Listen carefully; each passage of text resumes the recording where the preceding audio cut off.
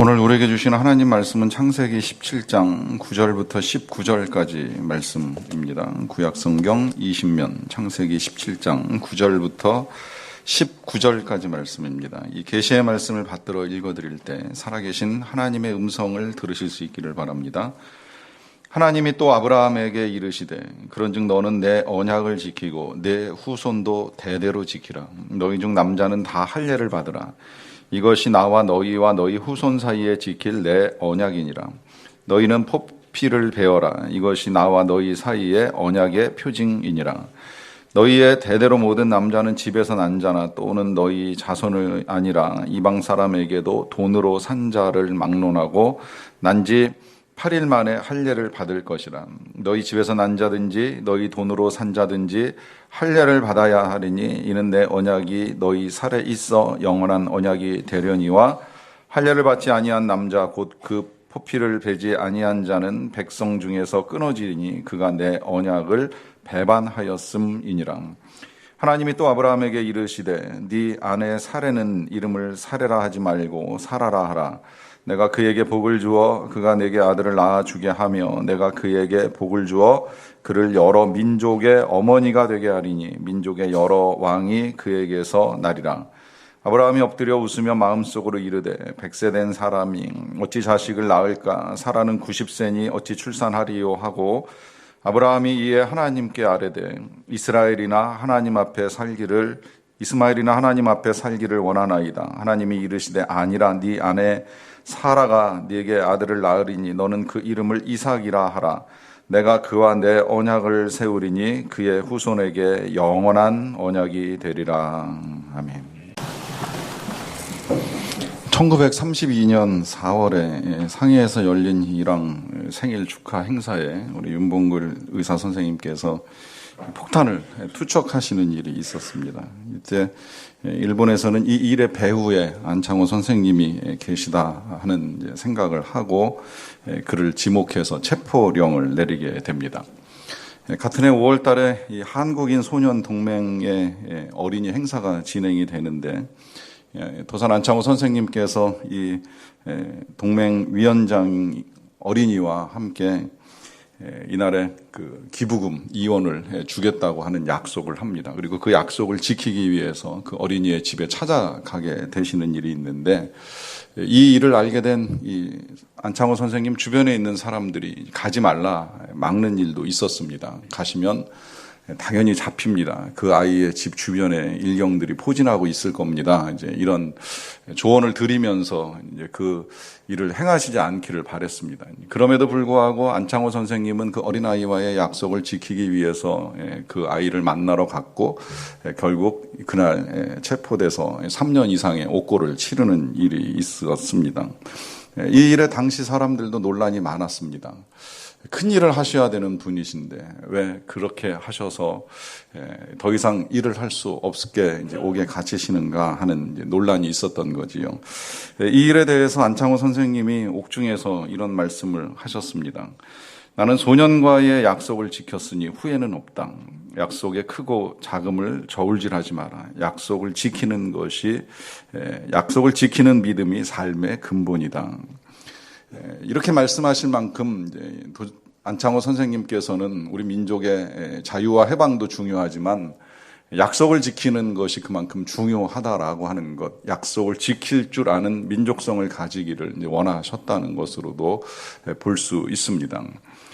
정말 중요합니다. 특히 우리가 기독교인으로 우리의 자녀들이 믿음을 가지고 기독교 가정 안에서 성장해 가기를 원하면 특히 부모님들이 자녀와의 약속을 잘 지켜주는 훈련들을 하셔야 합니다. 부모와의 관계에 있어서 약속의 신뢰가 깨지는 일을 반복적으로 아이들이 경험하면 그 자녀가 하나님을 믿는 건 굉장히 어려워집니다. 우리가 하나님을 향한 우리의 믿음의 그림이 대부분 다 부모님을 통해서 제일 먼저 형성이 되는데 부모님에 대한 신뢰가 깨지고 나면 하나님을 신뢰하는 건 이제 더욱 어려운 일이지요. 어느 집에 어린아이가 부탁만 하면 부모님이 나중에 해줄게 이제 이런 대답을 많이 듣다 보니까 나중에는 부탁하다가 이제 그런 말도 아이 입에서 나왔다 그래요. 나중에 해준다 그러고 나중에 안 하지 말고 제발 좀 약속을 지키라고. 이 정도 되면 이제 굉장히 심각한 거죠.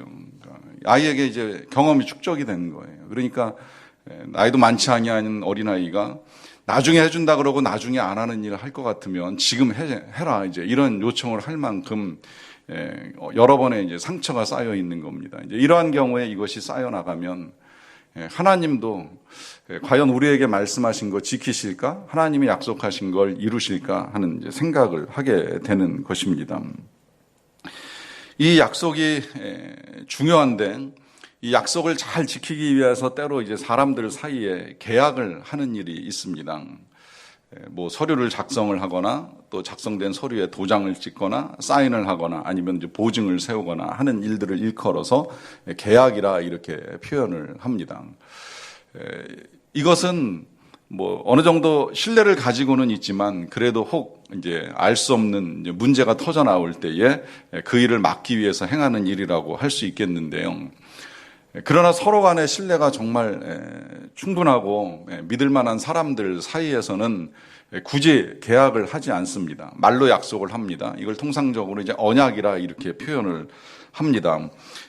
특별히 결혼 관계가 언약 관계입니다. 결혼은 계약이 아니라 언약입니다. 요즘 젊은 사람들이 뭐 자신들의 생각에 따라서 계약서를 쓰고 계약 결혼을 한다 하는 이야기가 들려오고 있습니다만은 그러나 그건 절대 성경적인 건 아니라고 하는 것입니다. 모르겠어요. 뭐 나름 그게 뭐 합리적이다, 뭐 필요하다 이런 생각을 할지는 모르겠지만 성경상에서 우리에게 가르쳐 주는 결혼 관계는 계약이 아니라 언약입니다. 이 언약에 뭐 조금 더 필요한 게 있다면 이제 서약 정도. 사실은 이 서약도 법적인 효력을 가지고 있는 것이 아니기 때문에 그야말로 자신의 입술로 내놓은 이 언약을 강화하기 위한 것뿐이지 그 자체가 계약적 효력을 가지고 있지는 않습니다. 결혼은 전적으로 두 사람의 신뢰를 바탕으로 하고 또 그 신뢰가 지속적으로 지켜질 때에 이제 결혼 관계가 유지가 되는 것입니다.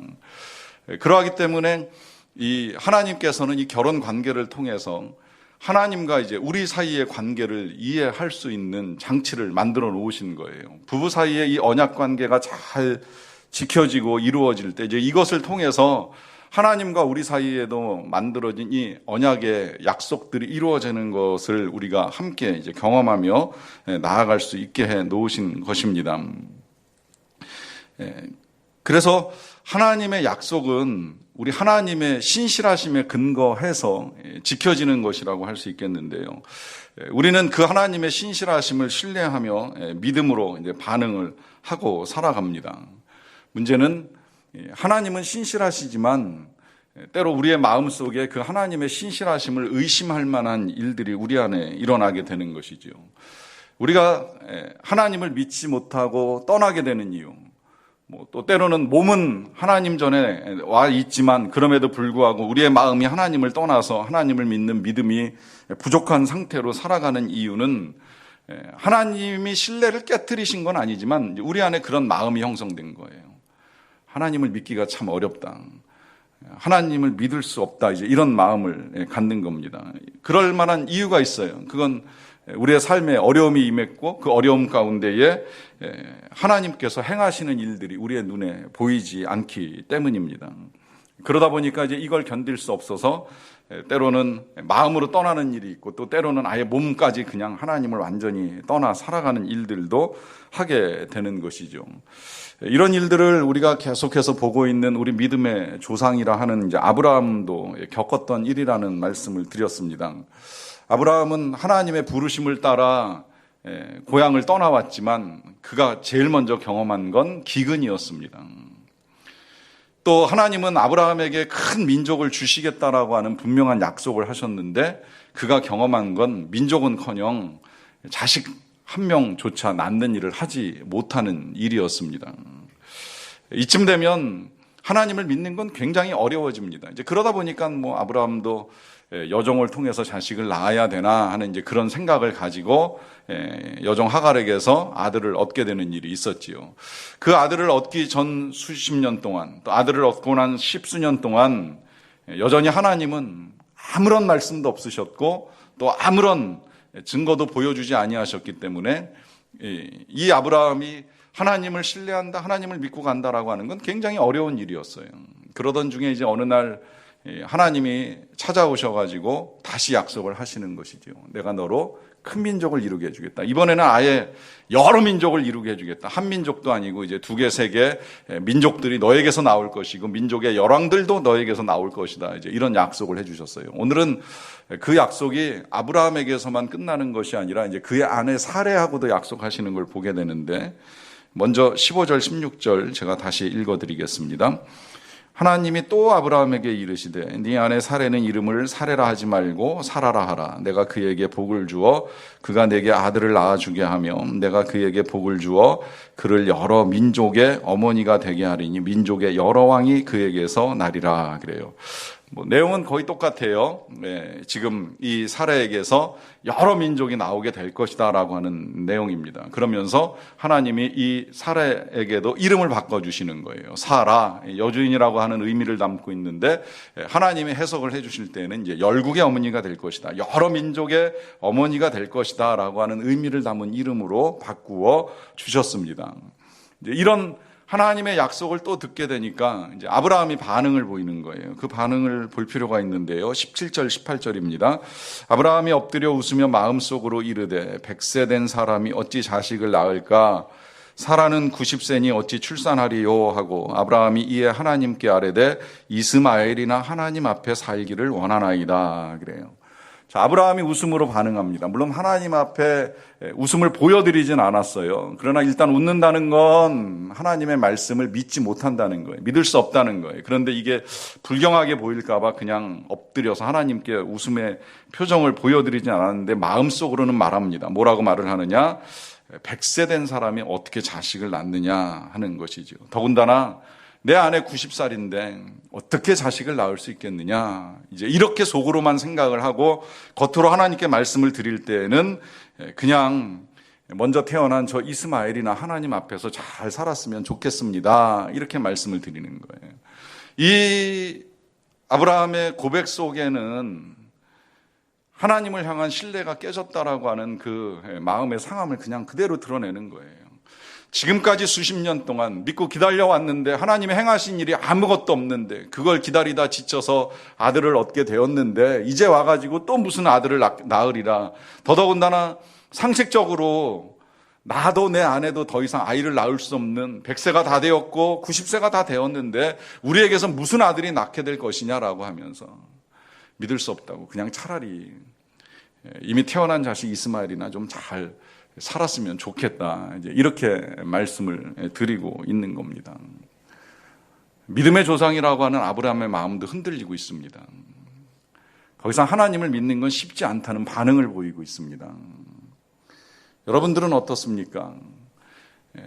지금까지 신앙생활을 해오시면서 그리고 현재 여러 가지 일들을 겪어나가시면서 여러분들의 믿음은 하나님을 향해서 어느 정도의 신뢰를 가지고 계십니까? 우리 하나님이 성경을 통해서 정말 많은 약속들을 우리에게 해주셨는데 이 약속을 믿는 저와 여러분들의 믿음은 어떠한가 하는 질문을 해봅니다. 이러한 반응을 보이는 아브라함에게 하나님이 한 말씀을 더 하시는데 19절입니다.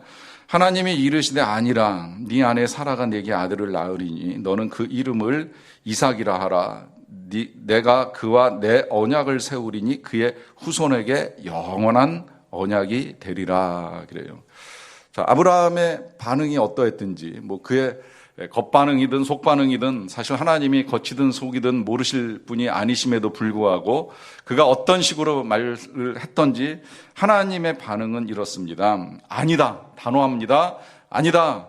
네 아내가 아들을 낳을 것이다. 네가 불가능하다고 생각하는 너의 아내 사라가 아들을 낳을 것이고 그 아들의 이름은 이삭이다. 하나님이 이름도 지어줍니다. 이 이름은 웃는다 이제 이런 뜻을 가지고 있는데 이런 하나님의 말씀 속에는 이제 큰 의미가 함께 담겨 있는 거죠. 그냥 출생을 통해서도 웃을 수 있게 해줄 뿐만 아니라 이제 계속해서 이 이삭은 아브라함 가정의 큰 기쁨이 될 것이고 또 더 나아가서는 하나님께도 큰 기쁨을 주는 아이가 될 것이다 라고 하는 이 모든 의미를 담아서 하나님이 이름을 정해 주신 거예요. 그래서 이삭이라 하는 이름까지 분명하게 주십니다. 또 이름을 주시는 건 지금 하나님이 약속하시는 이 일이 너무 분명한 걸 이제 확증시켜 주는 거예요.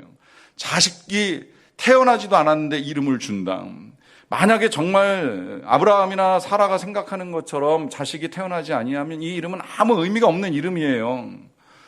태어난다는 전제하에 그 확신, 아니 하나님께는 확신이 아니라 너무나도 분명한 사실을 전제하고 지금 하나님은 이 약속을 하시는 거예요. 그래서 이름까지 주시면서 이젠 이렇게 말씀하세요. 내가 그와 그 아들 이삭과 언약을 세우는데 그 언약은 영원한 언약이 될 것이라 그래요. 자, 그러면 여기서 지금 하나님이 이제는 아브라함을 뛰어넘어서 이삭하고 태어나기도 전에 세우시는 이 언약, 그 영원하다고 말씀하시는 언약은 정말 무슨 언약이겠습니까? 이거 언약은 사실 우리가 지난주에도 봤고 또 아브라함이 하나님께 부르심을 받는 첫날부터 계속 우리가 보아왔던 것인데 중요하니까 다시 좀 확인을 했으면 좋겠어요. 먼저 2절을 보시면 내가 내 언약을 나와 너 사이에 두어서 너를 크게 번성하게 하리라 하시는 언약입니다. 이 언약 첫 번째는 자손을 주시겠다는 언약이고 그 자손이 번성하게 하시겠다라고 하는 약속이고요. 더하여 8절을 보시면 내가 너와 내 후손에게 네가 거류하는 이 땅 곧 가나안 온 땅을 주어서 영원한 기업이 되게 하고 나는 그들의 하나님이 되리라라고 하는 말씀을 하시는데 여기서 또 하나 언약하시는 것은 땅을 약속하시는 거예요. 그러니까 하나님의 언약은 항상 후손과 땅입니다. 왜 후손과 땅일까요? 생각해 보면 이게 같이 있어야지 어떤 거 하나만 있어도 안 되는 거죠. 그러니까 둘 다 굉장히 중요한 거예요. 생각해 보면 후손은 있는데 땅이 없다. 불행한 민족이 됩니다. 또 땅은 있는데 후손이 없다. 그 땅을 뭐 했을 거예요? 어디다 쓸 거예요? 우리가 지금도 굳이 그럴 필요까지 없음에도 불구하고 재산을 모으는 이유가 어디 있어요? 후손이 있으니까 모으는 거잖아요. 후손 없는 사람은 굳이 재산을 모으는 게 어떤 의미가 있을까 이런 생각을 하는 거예요. 우리나라 대학의 총장이 많은 재산을 모아가지고 그걸 자꾸 학생들을 위해서 쓰는 이유는 그분이 지금 혼자 살고 있습니다. 후손이 없다 보니까 학교가 되었건 재산이 되었건 후손한테 물려준다 이런 생각하지 않고 그냥 그 학교에 다니는 학생들 정말 기회만 다면 이렇게 저렇게 주려고 애쓰는 학교 있는 것을 보게 되는 일이 있는데 땅 아무리 많아도 후손 없으면 소용이 없는 거죠. 두 가지가 같이 있어야 되는 거예요. 이거 오늘날 우리에게 적용을 해도 똑같아요. 우리에게 가진 거 많은데 생명 없으면 소용없는 것이고 생명은 있는데 가진 게 없으면 굉장히 고통스러운 나날들을 보내야 되는 불행이 있습니다. 그러니까 둘 다 보존이 되어야 되는 거예요. 자손도 있어야 되고 땅도 있어야 되는 거예요. 지금 하나님이 아브라함과 또 이삭과 계속해서 약속을 하시고 그 약속은 영원한 약속이 되리라고 말씀하시는 건 지금 이 약속을 하고 계시는 겁니다. 그러면서 오늘은 이제 아브라함에게 명령을 하나 내리세요. 그 명령을 좀 보겠습니다. 9절입니다. 하나님이 또 아브라함에게 이르시되 그런즉 너는 내 언약을 지키고 내 후손도 대대로 지키라 그래요. 자, 이번에는 아브라함에게 언약을 지키라고 말씀하시는 거예요. 지금까지는 하나님이 일방적으로 약속을 해오셨어요. 내가 복을 줄 것이다.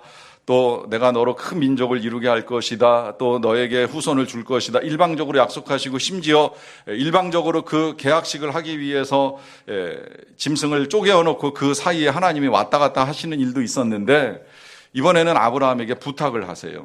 이 약속을 이제는 너도 지켜라. 네 후손도 지켜라. 약속을 명하시면서 그 다음에 이제 그 뒤에 할례를 명하십니다. 이 할례는 아시겠지만 남자의 표피 일부를 잘라내는 피의 예식을 통해서 그 몸에 흔적이 남게 만드는 일을 이제 명하시는 이거예요. 이 일을 통해서 이제 이스라엘 백성들은 자자손손 대대로 태어나면 태어난 지 8일 만에 할례 예식을 행합니다. 어린 생명이 되었건 아니면 심지어 지금 이 예식을 처음 행하실 때에는 하나님이 이 아브라함의 아들 이스마엘과 또 그 집에 거주하는 모든 종들까지 다 이 예식을 행하라 해서 어린 자녀가 되었건 성인이 되었건 다 피를 흘리는 이 예식을 행할 것을 명하시는 것을 볼 수 있어요. 그리고 그 예식을 행하지 아니하는 경우에는 그 민족 중에서 끊쳐지리라 하는 말씀을 하시면서 이 예식은 전적으로 공동체적이면서 또 신앙적인 예식이라고 하는 사실을 이제 분명하게 하나님이 명하시는 겁니다. 그래서 이 말씀을 듣자마자 아브라함이 바로 본인도 할례를 하고 또 이스마엘도 할례를 하고 집안에 있는 모든 사람들에게 할례를 행하는 일을 했어요. 자, 그러면 이 할례가 지금 이 이스라엘 백성들과 하나님 사이에 이제 영원한 언약의 상징으로 진행되는 일인데, 그렇다면 오늘 하나님을 믿는 우리들은 이 할례를 받아야 될까요? 받지 않아도 될까요? 이게 처음에 이제 기독교회가 생겨날 때 가졌던 의문이에요. 교회는 처음에 형성될 때 유대인들로부터 시작이 되었습니다. 유대인들 가운데에 예수님을 하나님의 아들로 믿는 사람들이 교회를 만들기 시작을 했어요. 그러니까 이 유대인들이 다 할례받은 사람들이에요. 그 할례받은 사람들이 교회를 만들어가지고 교회를 시작해 가다가 어느 날 이 교회 안에 이제 이방인들이 들어옵니다. 이 이방인들은 할례받은 사람이 없어요. 이 할례는 유대인들만의 의식이었기 때문에 이방인들 가운데 할례를 받는 사람 거의 없습니다. 그런데 이 이방인들이 교회 공동체 안에 들어오다 보니까 이제 교회가 고민에 빠진 거예요. 어떻게 할까? 이 이방인들에게 할례를 받게 해야 되느냐, 말아야 되느냐, 이제 이런 고민을 하게 된 것이죠. 결론이 내려졌습니다. 결론은 생각보다 간단하죠. 굳이 그럴 필요가 없다. 왜 그럴 필요가 없느냐라고 하는 이유를 여러 가지로 말할 수 있는데, 가장 중요한 이유는 아무리 몸에 할례를 받아도 그 마음의 할례를 받지 아니하면 아무 소용없다는 게 드러나는 거예요. 특히 이스라엘 백성들 계속해서 지금까지도 그런다 그래요. 지금까지도 태어나면 다 할례를 받아요. 난지 8일 만에 다 할례를 행합니다. 어린 자녀의 몸에 일부를 잘라내고 피를 흘리게 하는 일을 하는 거예요. 그 일은 아이에게도 고통이 되지만 부모에게도 굉장히 큰 고통스러운 일이 진행이 되는 것인데, 문제는 이스라엘 백성들이 그렇게 할례를 받았다고 해서 다 하나님을 잘 믿는 건 아니라고 하는 거예요. 특히 그 7세기, 기원전 7세기, 기원전 6세기에 이르게 되면 할례받은 민족이 산당 만들어 놓고 우상 세워놓고 거기다 절하고 거기서 제사를 드려요. 할례는 받았는데 하나님은 안 믿는 거예요. 아무 의미가 없는 거예요.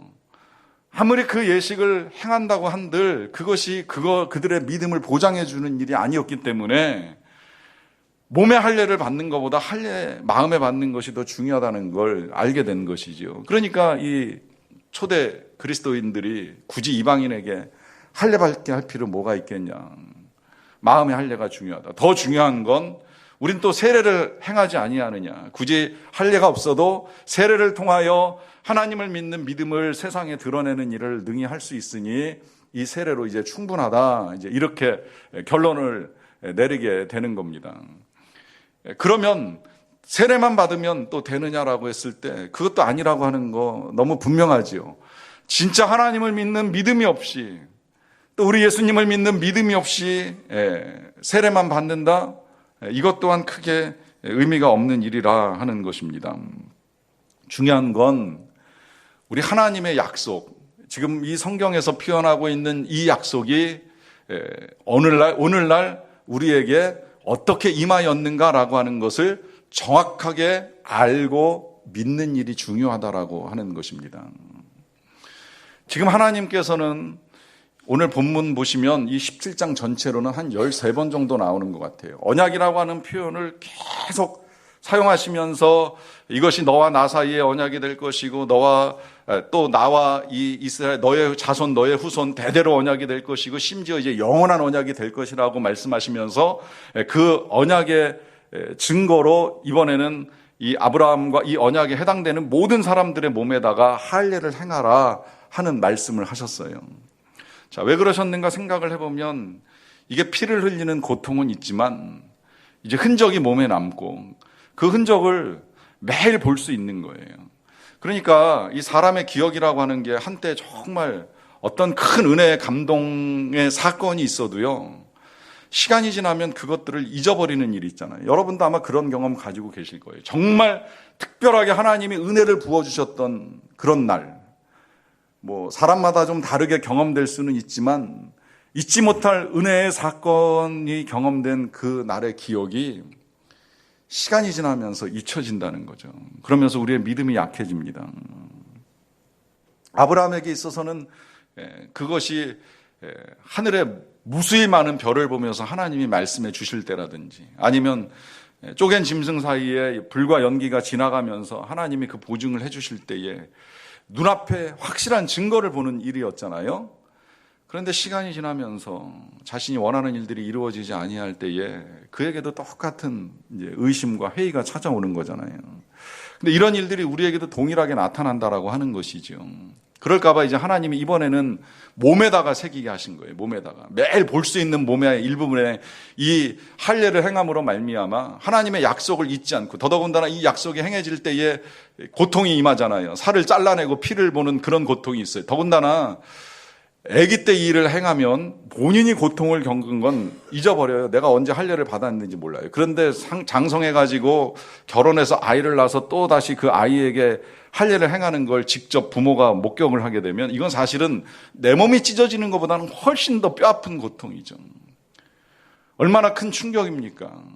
아이의 몸의 일부를 잘라내면서, 이것 때문에 모세의 아내가 이방 여인인데 모세가 자기 아들들에게 할례를 행하는 것을 보면서 당신은 나한테 피난 편이라고 하는 말을 하잖아요. 나를 피를 보게 하는, 가슴 찢어지게 만드는 그런 남편이라고 하는 말을 할 정도로 부모에게 굉장히 고통스러운 일이에요. 근데 왜 하나님께서 이 고통스러운 예식을 통하여서 할례를 행하게 하셨는가라고 하는 건 이유가 이제 분명해지는 겁니다. 그것은 하나님이 약속을 지키시는 분이신 것을 계속 믿으라는 거예요. 그 예식을 행할 때마다, 아니면 그 예식이 행하여진 자신의 몸을 들여다 볼 때마다 하나님이 우리에게 언약하신 하나님이라는 사실을 믿고 살아가라 하심인 것입니다. 그러나 우리의 몸에 흔적이 남아도 계속 우리의 믿음은 흔들립니다. 눈앞에 하나님의 역사와 기적이 나타나지 아니하면 정말 하나님이 우리를 돌보시고 지키시고 사랑을 베풀어 주시는지에 대한 의문이 여전히 솟구칠 때가 있습니다. 그래서 우리 하나님이 이제 한 번 더 언약을 갱신하세요. 그 언약이 갱신되는 자리가 십자가입니다. 십자가에서 우리 예수님이 피를 흘리실 때에 다시 하나님과 우리 사이에 이제 약속이 진행이 되는 거예요. 여러분, 성찬식 때 우리 예수님이 성찬식을 제정하시면서 잔을 나누어 주실 때 하신 말씀을 기억하실 겁니다. 이것은 내 피로 세우는 새 언약의 피라 하는 말씀을 하시는 것이지요. 십자가에서 언약이 갱신되는 거예요. 새 언약이 세워지는 거예요. 그 언약은 하나님이 우리를 사랑하신다라고 하는 새로운 보증을 이루어 가시는 것입니다. 그 보증이 십자가에서 우리 예수님이 돌아가심으로 말미암아 이루어지는 거예요. 여기서 이 언약이 세 차례 진행되는 것을 들여다봐도 좋을 것 같아요. 첫 번째 언약이 아브라함과 하나님 사이에서 짐승을 쪼개놓고 진행이 됐습니다. 이때 피를 흘린 존재는 짐승이에요. 하나님도 아브라함도 피를 흘리지 않았어요. 그 언약이 수십 년 뒤에 다시 갱신될 때 지금 오늘 본문에서 할례를 통해서 다시 진행이 되는 겁니다. 아브라함과 그 약속의 은혜를 믿는 모든 사람들의 몸을 잘라내면서 이제 하나님의 약속을 받아들이는 일을 해요. 그러고서 1000년 이상의 세월이 흐르고 난 뒤에 하나님이 이 약속을 갱신할 때에는 그 어떤 것도 피를 흘리게 하지 아니하시고 오직 하나님의 아들이신 우리 예수님만 피를 흘리시는 그 일을 통해서 새 언약을 우리에게 갱신해 주시는 거예요. 그리고 이제는 누구든지 그를 믿기만 하면, 다른 거 할 거 없습니다.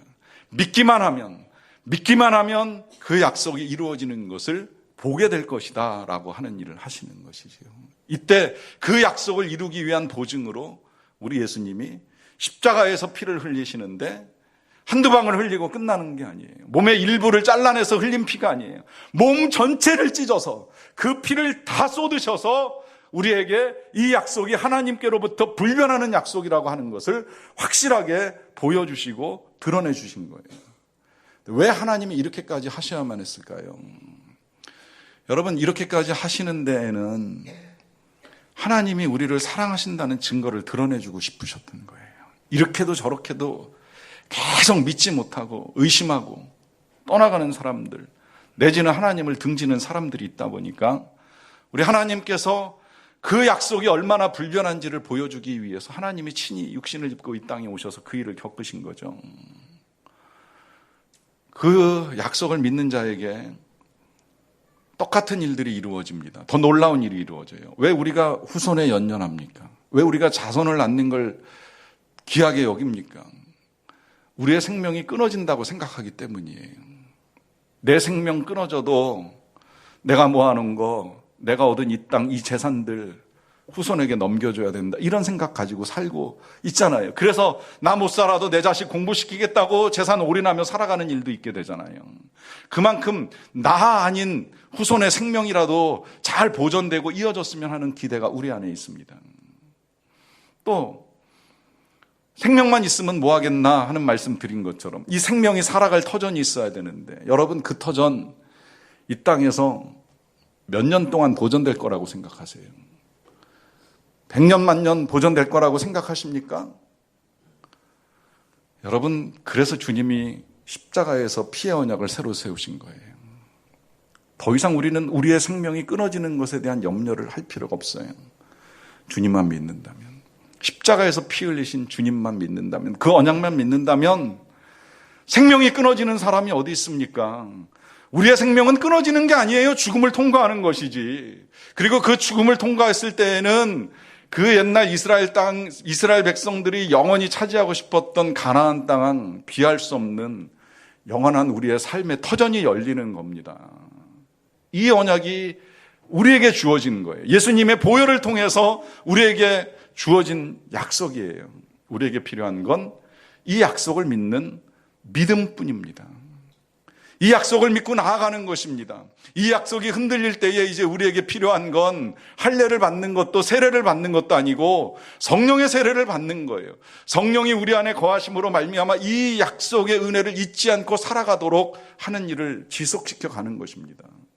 그럴 때에 하나님의 이 영원하신 언약이 우리의 삶에서 이루어지는 것을 보게 될 것입니다. 기도하겠습니다.